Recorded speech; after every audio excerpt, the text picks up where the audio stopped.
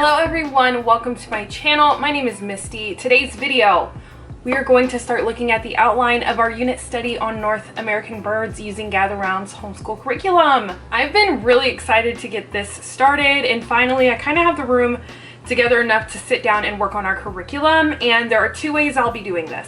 The first way I will do it is kind of like the month overall general look at everything. That's where I'm kind of getting the ideas going in my head, writing them down, starting to look at the supplies and books, other things that I will need to do this. The second way that I will be doing it is a weekly planning. I prefer to plan more detailed weekly, and I do a monthly broader view. That's how I personally like to plan. So in this video today, this will be the monthly planning, and then we will look at the more detailed one in a future video. But before we get into it, make sure that you hit the subscribe button for more content just like this, all about homeschooling and how we do it in our house. And the like button lets me know that this is the type of content you like, so I know what to make for you in the future. Let's go ahead and get started. Okay.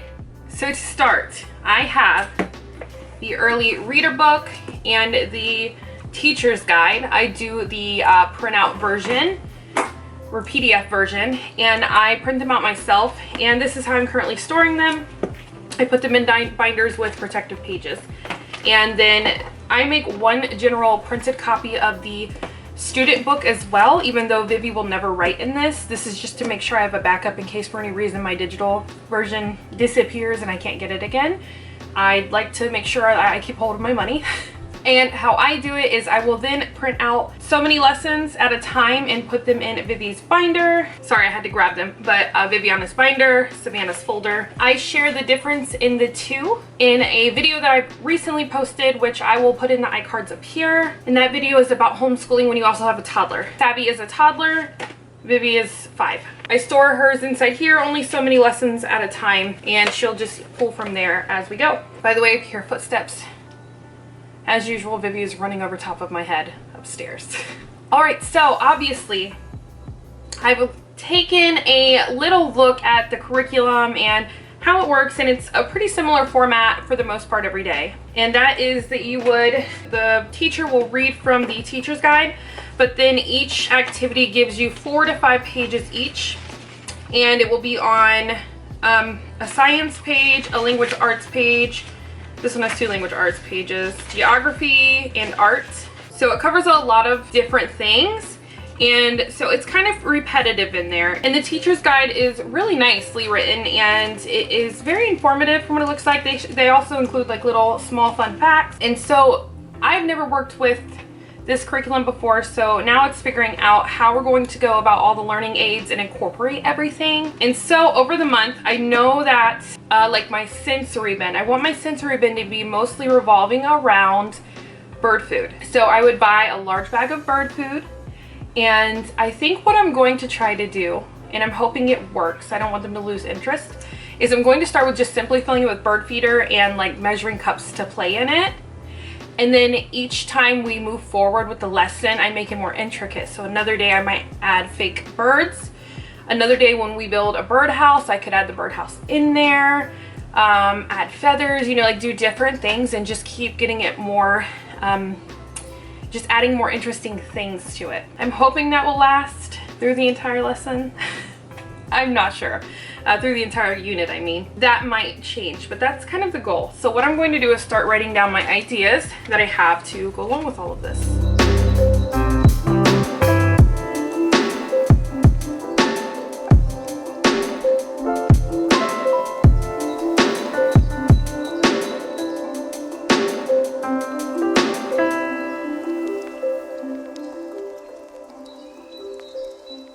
Okay, so first and foremost, the most important thing to me is what books am I going to use. I went through our house and I pulled any books that have any whatsoever hint of a bird in them. And I didn't have too many, but I have some. I'm going to pull them out here in a second. As well as I have gone through her recommended reading, and I've thrown some onto a wish list on Amazon for me to further look at and make some decisions. So now I'm going to look at that and kind of go through it and figure out what I'm doing.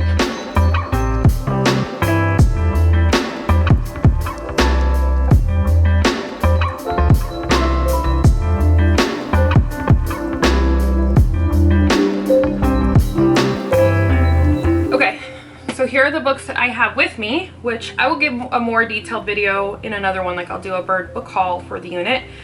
But these ones for sure will have things to do with the lessons or just fun read alouds for birds. And this one, I'm not so sure. Like this is about insects, but Viviana definitely wants to talk about the things birds eat. And so this could be handy in that way. So it would just depend on if this covers what insects birds love, which I would assume it does. These two birds, not birds, these two books are really cute, but they're not focused around birds. It just happens to have pages where birds are characters mentioned in the story. So yeah, I'm still not sure. I think these will still be fun and just say like, hey, can you spot the bird when we're going through it? So those are maybes, but these I think are definitely yeses. So 2 maybes and 1, 2, 3, 4, 5, 6, 7, 8, 9 yeses. And I'm going to get on Amazon and look at what books I have thought about getting already, and I'm going to see if I'm going to actually go through purchasing any of them. I'm just using my phone because the laptop is done. I don't think it's working anymore, and the desktop is all the way upstairs, which would be a lot noisier for me to be able to do all this planning on camera. So I'm just looking through here.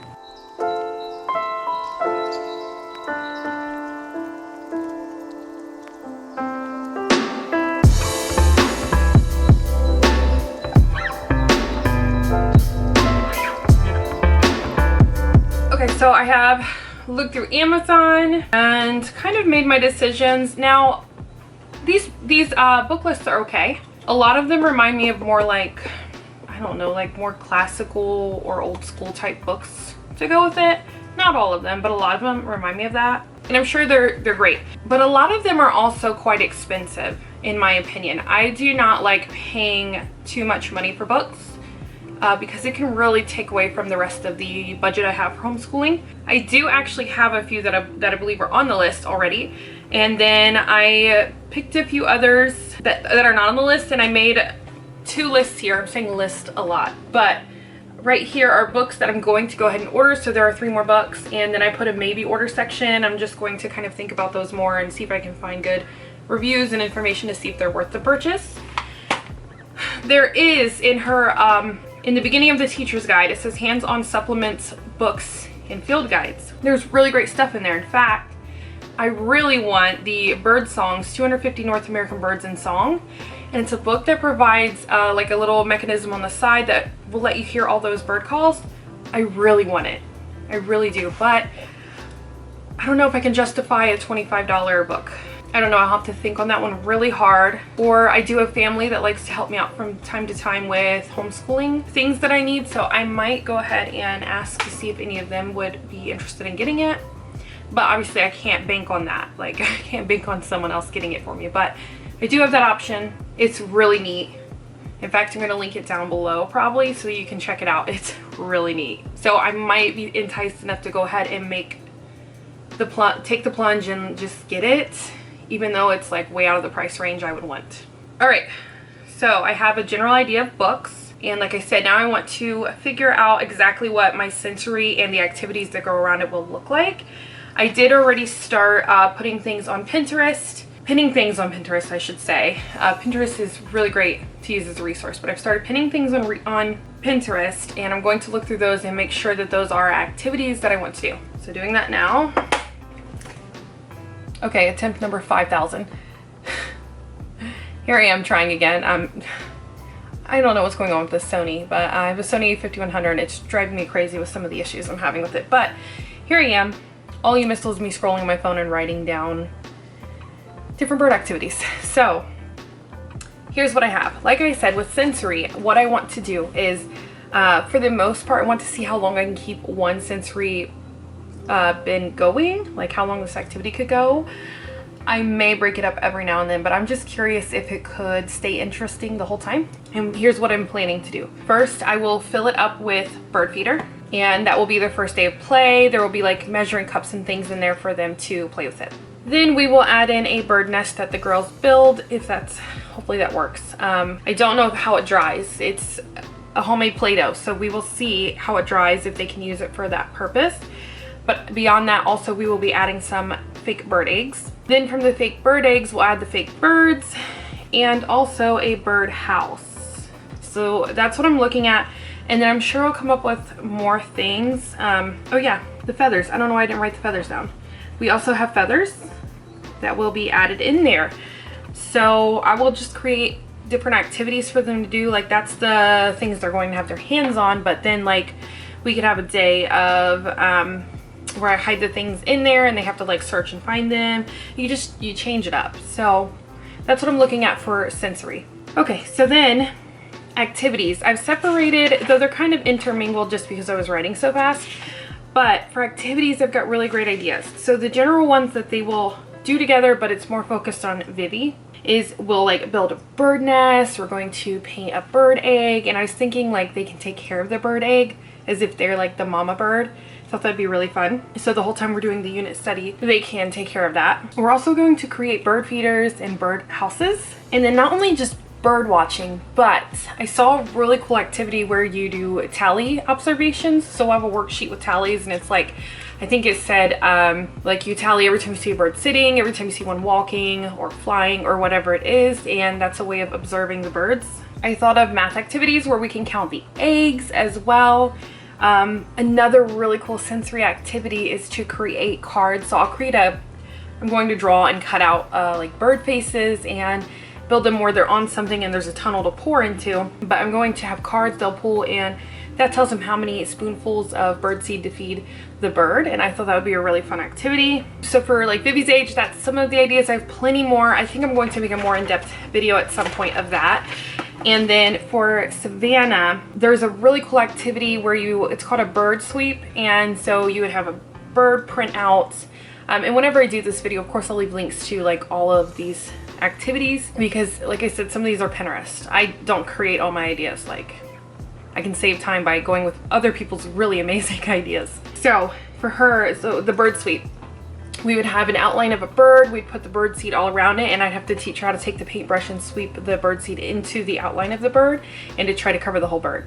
Also for her, I saw a really cute idea of you get a strainer, just like a regular cooking strainer, gives her feathers and she has to poke them through. So that's really big on fine motor skills, and so she'll just keep poking feathers through.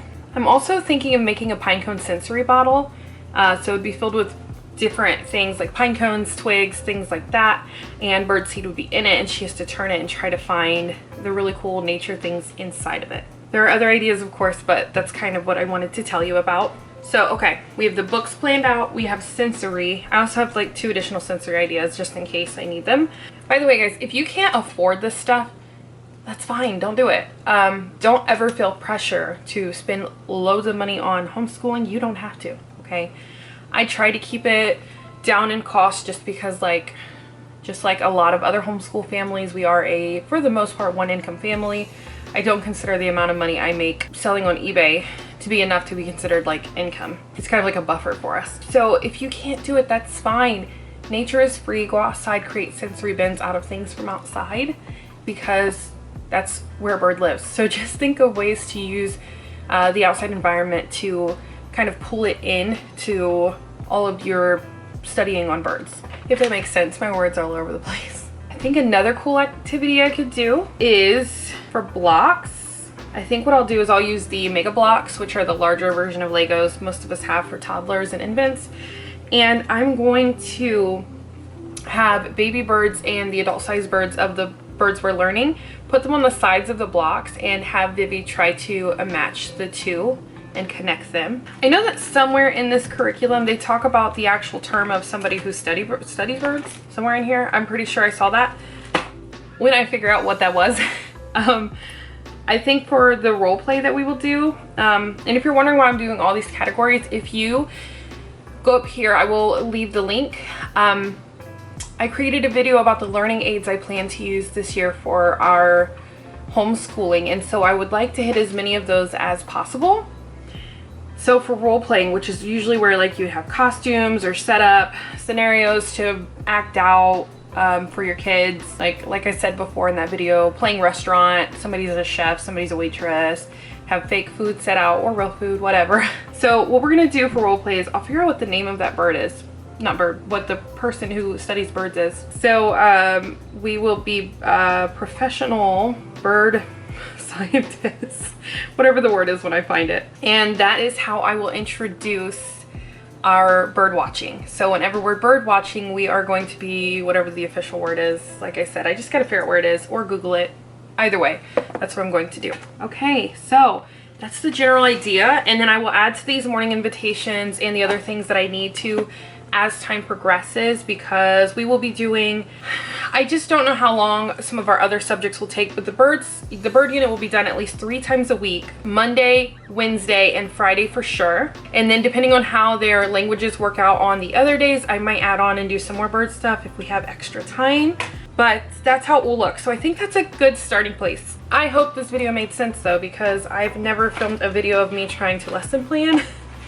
So I'm not sure how exactly the format should go. All right, if you like this video, make sure that you hit the like button if this was helpful, so I know that this is content you'd like me to do in the future with lesson planning. And the subscribe button is there in case you would like to stay up to date with all the other videos that will be happening on this channel. I will have plenty more bird videos coming up because I'll be doing a lot around that. All right, thank you guys so much for watching. Have a wonderful day. Have fun homeschooling. Bye.